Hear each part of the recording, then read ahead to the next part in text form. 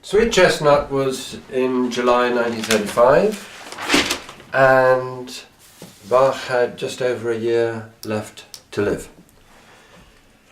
And I think it's interesting to look at it's not the geometry, it's sort of the numerology of the 38 Bach flower remedies. Because we've described the 12 healers, we've looked at the 7 helpers, and now there's the second 19. And if you look at these numbers and add them up, some quite interesting things begin to happen, because 12 and 7 equals 19, and 1 and 9 equals 1. And 19 plus 19 equals 38, and 3 and 8 equal 2. So it's a very neat sort of balance and geometry in the sort of numbering, and I'm sure that this was close to Bach's thinking, because he was very involved in Masonic traditions and the notion of design and balance in architecture, which goes along with the inner teachings of the Masonic traditions. I don't know them, but that's my understanding. So here it's not just an arbitrary selection of numbers. Whether he started out thinking, I want another 19 remedies, or whether he actually found that that's where he got to, it's impossible to tell, because he doesn't do any more to explain what he's been through. We're told by Nora Weeks again that in the last period of his life he actually burned all his notes and all his kind of research findings, so that we can't go back to his diaries and read what did he think of, what was he looking at in 1935 or in the spring of 1936. He's left this as a kind of entire structure, and he speaks very clearly of it as being a completed system. As always with Bach, as soon as he's found something new, the first thing he does is to publish it, to tell everybody. Never ever one to hold back some secrets or try to patent or trademark or be concerned to make a kind of a personal selfish gain from it. He gives it out completely. And so in 1936 he writes the 12 healers and other remedies. What was before the 12 healers became the 12 healers and 4 helpers, then the 12 healers and the 7 helpers, and now the 12 healers and other remedies, which is the completion, if you will, of his life's work. On the back, you know how they do the blurb on a book, on the back page, there's a little advertisement here which the C.W. Daniel Company in 1936 wrote, an advertisement for Bach's book Heal Thyself, which this is a first edition, an original edition of that book. So Bach's book Heal Thyself, an explanation of the real cause and cure of disease, first published in 1931. And here the blurb says, the author shows what are the vital principles which will guide medicine in the near future, and are indeed guiding some of the more advanced members of the profession today. His book, therefore, comes directly into the practical politics of medicine. Well, this is an extraordinary statement. I don't know what to make of it. He's actually suggesting that the principles, the vital principles of Bach's research and thinking on medicine will guide medicine for the future, and that it's part of the practical politics of medicine today to take account of these other levels of influence and impact upon human health. It's a very odd coincidence that while Bach is developing his thinking of Heal Thyself and the beginning to discover the first of the 12 healers, that not far away from him in London, Alexander Fleming, who will become Sir Alexander Fleming, is making this wonderful accidental discovery of penicillin. You know, he left a petri dish on the windowsill, and the mould that grew was inhibiting the growth of another thing. Well, I say it was an accident because that is historical. It was an accident. But the work of Alexander Fleming was to lead directly into the view that at the physical body you treated things with physical medicines, as opposed to what Bach was thinking, which was completely divergent from this, which was that you treated physical problems with the whole of the range of alternative and complementary therapies, i.e. the physical, the emotional, the mental, the spiritual. Now, why was Bach so set on this idea? What was it that kind of really informed his thinking? Certainly, as we've said, he was influenced by homeopathy and the developing ideas of the 1920s and his own passion for self-discovery. But there's a very interesting little footnote, almost, in the book Heal Thyself, where Bach writes, "Of the horrors of gland grafting we will not even speak."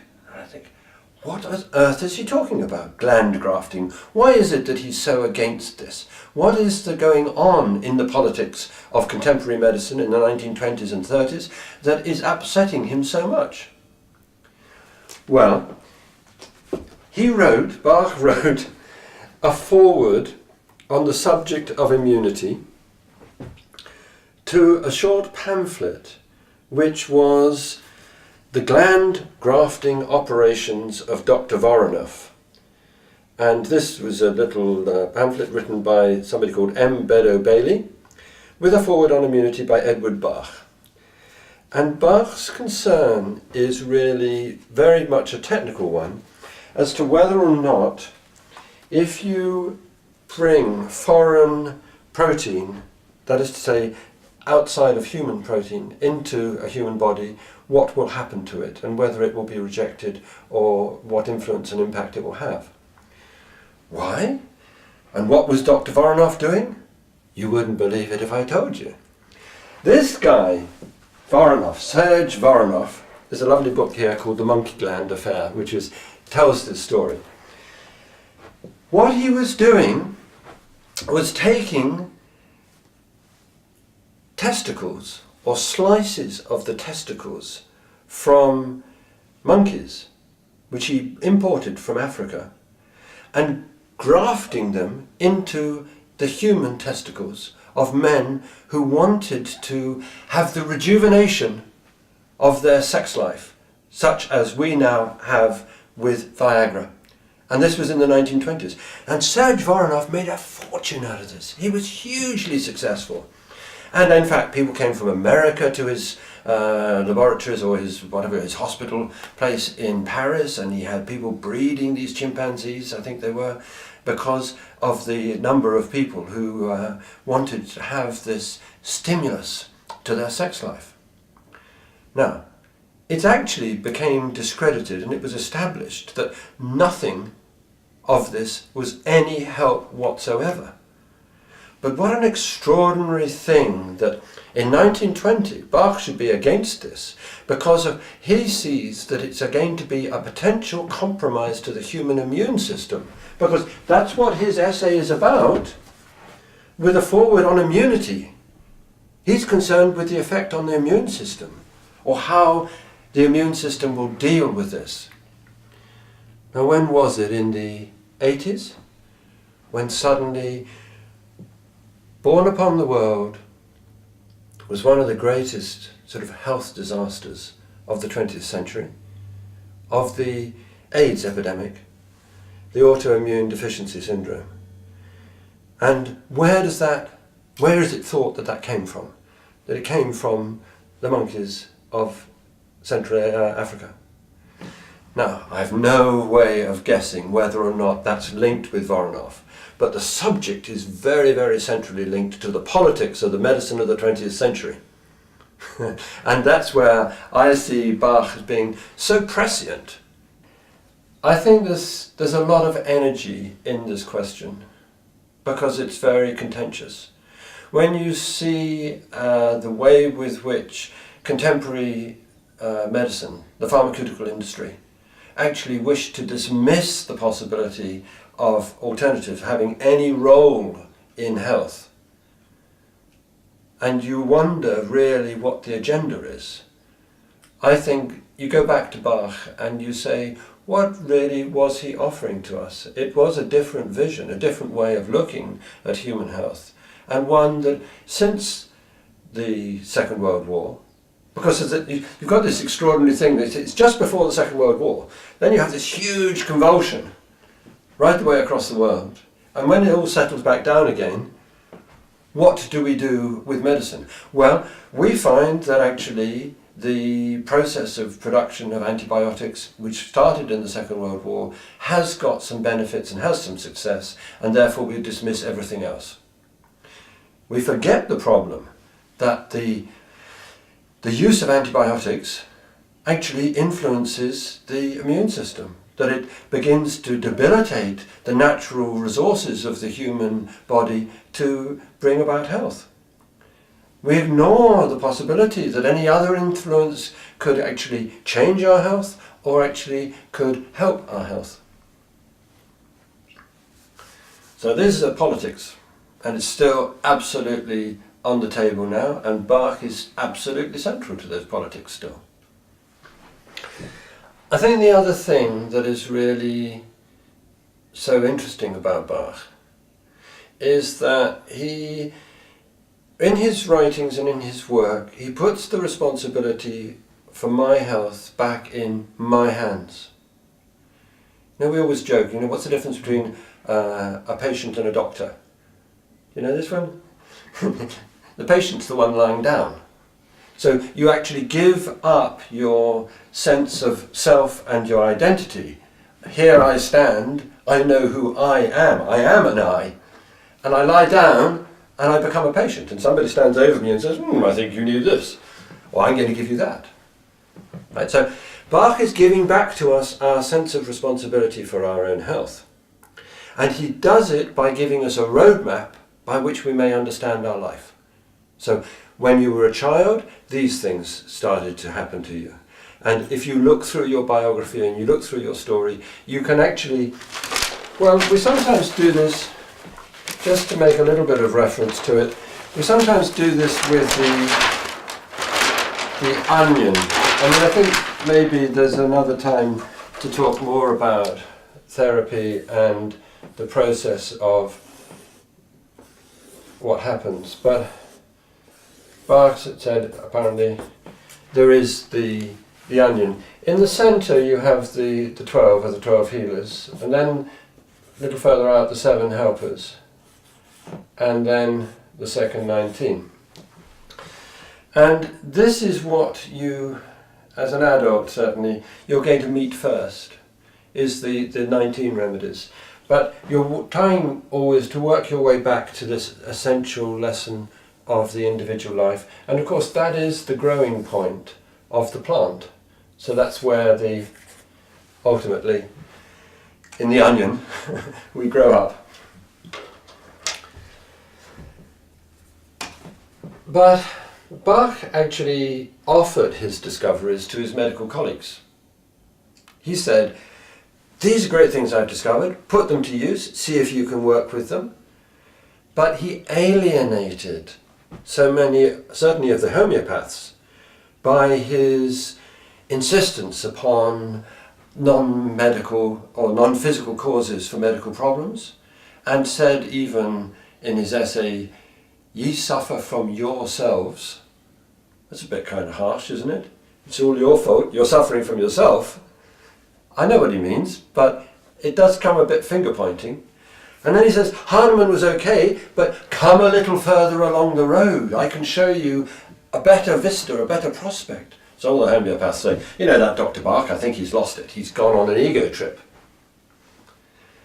So he offers his discoveries to his medical colleagues, and in the last year of his life, he even writes in quite messianic terms an appeal.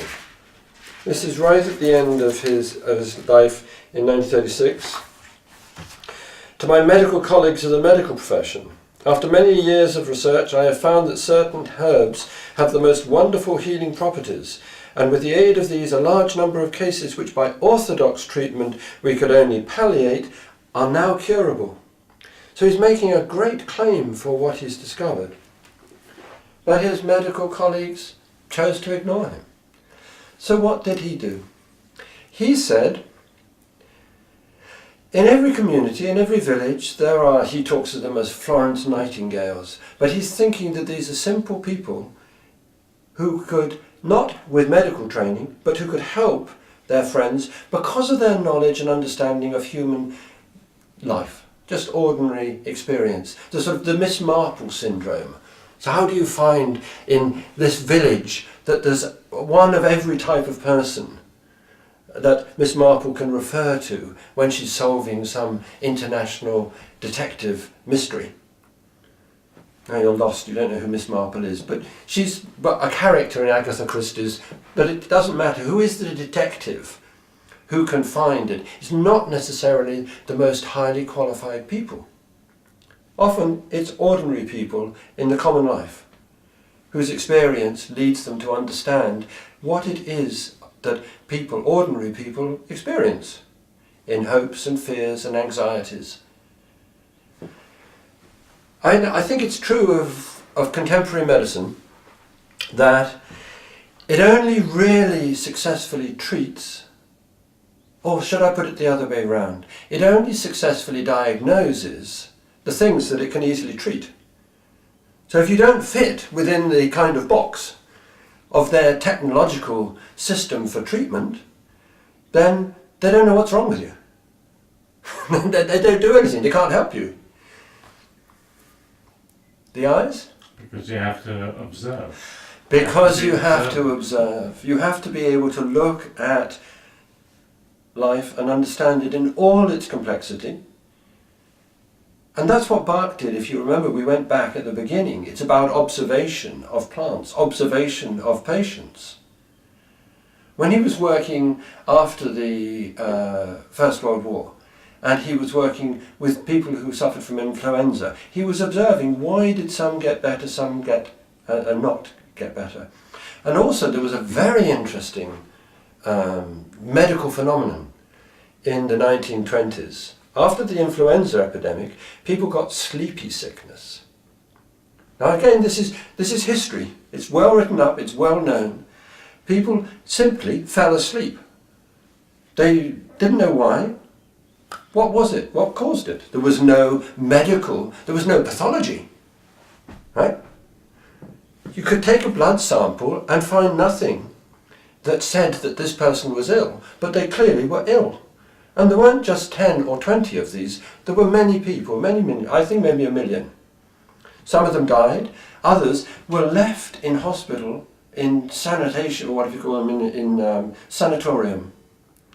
They were left as vegetables. Sometimes they woke up, and often they didn't. Bach makes a very interesting connection between this and his observation of this and the clematis state. Remember clematis? With the fluffy seeds and the wanting to withdraw from the world? This is the kind of observation that he makes that helps him to say, maybe these people would be helped if we could give them another kind of treatment and approach the mind and even the soul and spirit of the individual, and not simply think of giving them chemical stimulus.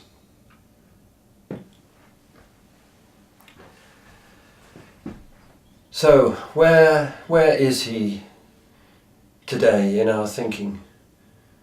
I suppose he's in many respects still a lonely figure, because I think that there's been very little investigation, very little research done, very little real interest in this other aspect of his work. Partly because if if it's for everybody, if it's for the common life, and ordinary people can do it, then it's not special enough, so we're not going to be interested. Because I want something to be special. Otherwise, I don't get status. And also, I think his ideas are just every bit as challenging today as they were 70 or 80 years ago.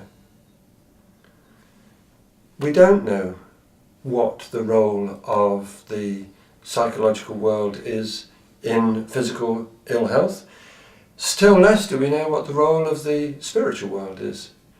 And actually, with this great celebration of neo-Darwinian evolutionary sort of competition, we think that spiritualism, or rather the pursuit of spiritual values, is some kind of aberration which could be explained by a genetic defect.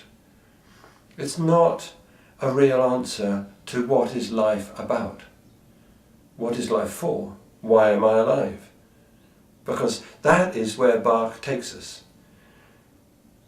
And it's a long journey, and it's a difficult journey, and it's much easier to say, I don't wish to know that, kindly leave the stage. I'll put up with my problem, I'll go and see the doctor. But Bach always comes back to it. It's your life. Nobody is going to be more expert on the subject of who you are than you.